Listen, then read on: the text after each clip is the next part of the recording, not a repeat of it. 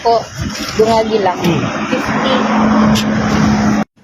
For today's video guys, dahil tinamad tayong magluto, so sa labas tayo kakain guys. Dito tayo sa street food na masarap na masarap. Dahil gutom na tayo guys, titikman natin itong luto nila. Ito guys, oh, may ulo.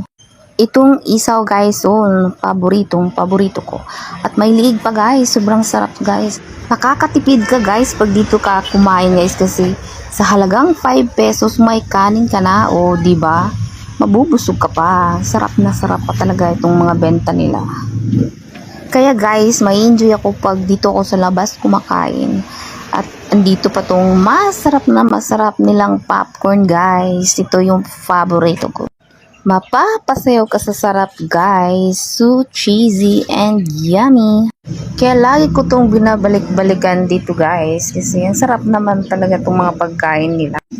At sa halagang 20 pesos guys, mabubusog ka na, ma-enjoy ka pa.